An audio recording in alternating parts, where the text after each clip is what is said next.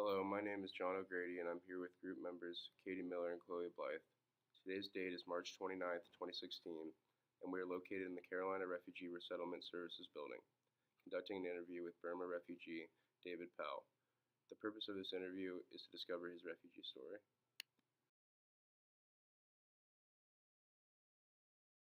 My name is David Powell, P-A-U. Okay. And where are you originally from? I am from Burma, or formerly known Burma. Now they call Myanmar, the new name of the country. Okay. When did you arrive in the Charlotte or the United States area? Actually, not Charlotte. I came as a refugee with my family in 2007, September the 6th. Where did you first come to? We were originally resettled to Atlanta, Georgia, from Malaysia refugee camp. Okay. So when did you move from Atlanta to Charlotte? Actually, I'm not from Charlotte, and I'm from Greensboro. Oh, okay. Yeah, we moved to Greensboro, I think, after we spent about 3 weeks in Atlanta. A friend of mine came and got us to move to Greensboro. Okay. So you've been in Greensboro since then. Since 2007? Yeah. Right. Can you tell us about the cultures and customs of your home country?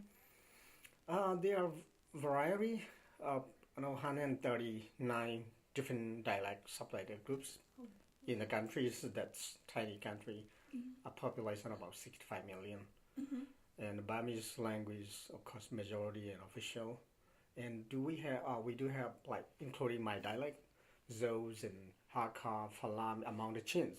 And the other tribes like Karen, Nishan, Rakhine, Mon, Dawei, so many tribes. Among those big tribes, they have sub-dialect groups. So it's very, very varied, complicated culture, or I should say, it's a lot of different dialectal cultures. Are all of those cultures, like the mix between them, is that one of the reasons why you left? Most of the people they all fled from the country due to political issue or religious persecution, ending minority.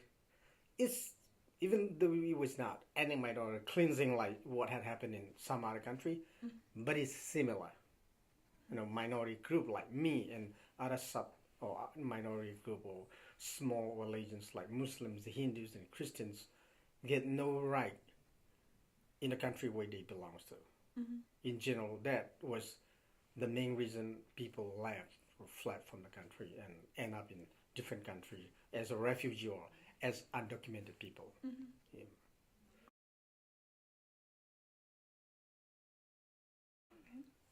Can you share some of your early memories moving to America?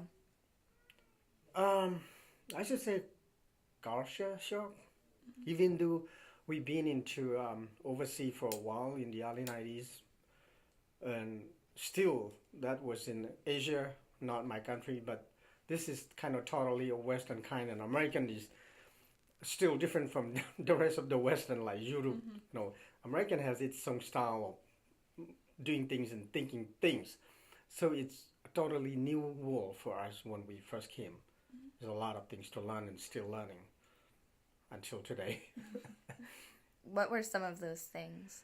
Things like the way we see people in back home, we cannot look at someone who you respect directly, face to eye contact.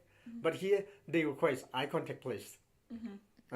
And you just simply can check someone who you are not really known for a long time. Handshake between especially male and female is not actually appropriate in Burmese culture. Some of you guys hug each other. Different people whenever they first met or the second time or third time of the life. So we don't used to it. So we learn. We try to learn things like that. Okay. And kids, we can scold them back home in Asia. You can beat them if they are not following direction. Here, no. They learn that my teacher told me that if your dad or mom or your siblings beat you, come report us. So that's total shock for the entire community of my country or Eastern people who came as refugee or whatever way they came here. That's,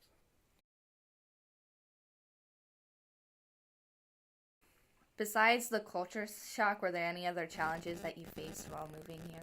yeah, another thing is we don't have the education here.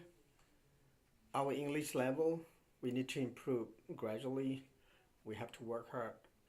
And the earnings and management monies and times and um, to guide in a family members each other. It's in Asia, culture seems like dad says everything is okay.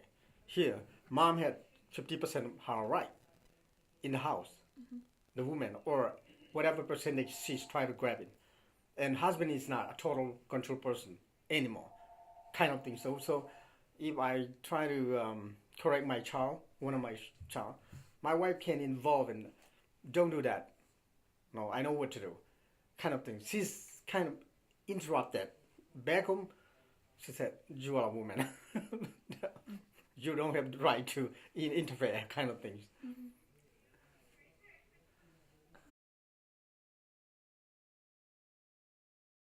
What are some of the?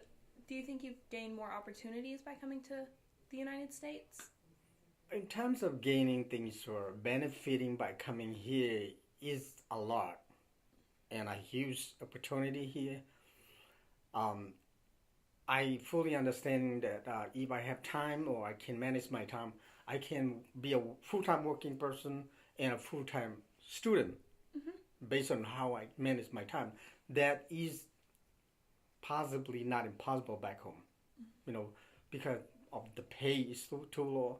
If you want to work full-time and there's no way that you go to nighttime or daytime as a full-time student, no way. This kind of things we have here, we are offered, even though we don't use it or we are not able to use it yet. That's a huge benefit for me and also for my children. Back home, we are not free. We don't have free education. So here, from kindergarten to 12th grade, they came and pick up by the bus, and they have lunch and breakfast in school, and they are sending back from school after the school hours over. All these type of opportunities, which we never will get back home.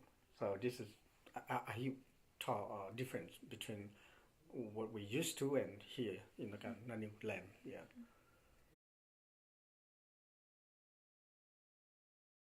Are there things about Burma that you miss? We miss as adult. I'm not so sure about my younger children. We miss our culture foods mainly, which we don't get here. Yeah. And we miss our old friends and relatives who are still there. I think that much because the policy is not good and we don't have freedom of religion and freedom of speech in our own land.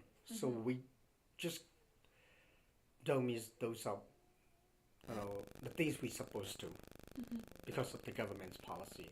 But it seems changing gradually nowadays. That's good. Yeah. Do you ever get to visit? Like, have you been back? Not yet. Even though we became naturalized citizenship in 2012, we have a chance to go back. We can apply passport and things like that, but we don't do it due to time and financial issues.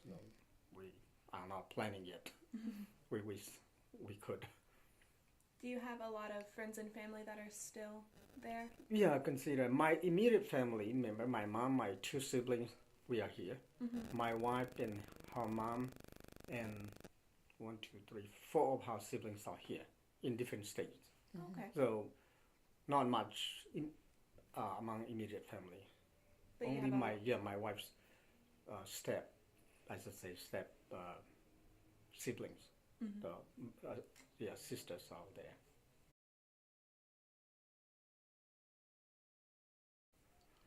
Are there any additional thoughts you'd like to share? I know I experienced that my prayer has been heard by the Lord the entire life of my life, and I was a struggling human. Um, of course, that affected my immediate family and my mom and my close relatives. So I should say we are blessed to be here in America.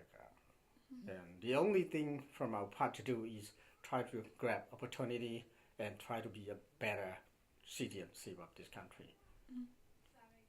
Was it hard to like maintain your beliefs back home when everything was going on? If that makes sense. It was not actually directly affected, but indirectly. You know, if you want to go to another country when I was younger, in the early 80s or the late 80s, you are not allowed to. Only the government-related people can access to overseas. Meaning that we don't have proper Bible school in the country. I think only one. There's a Baptist missionaries, American missionaries built. I'm not sure how long. It may be 100 or 200 years ago. MIT, Myanmar Institute of Theology.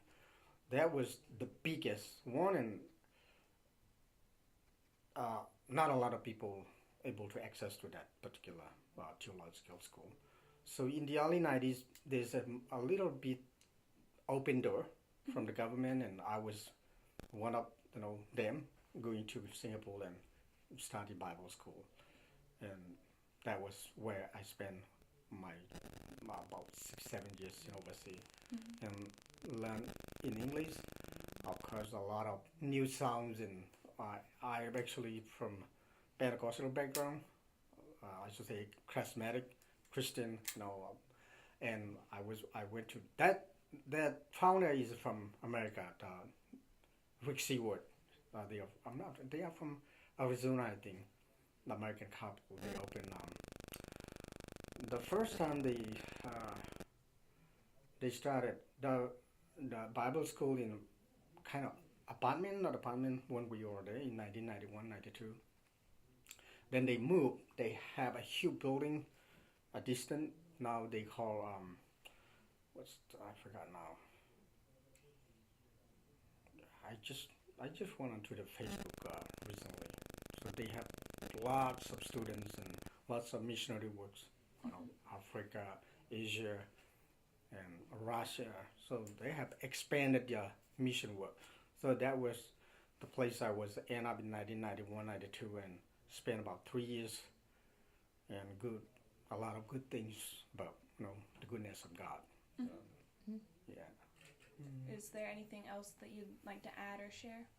Yeah, I would like to thank you guys, and both of you and whoever organized this precious time. And I do thank Miss Marsha, my director, and my case manager, Sarah, for allowing me to have this special time having meeting with you and sharing my experience. And thank you so much. Thank you. We really appreciate you meeting with us and doing this You're interview. welcome. Thank you.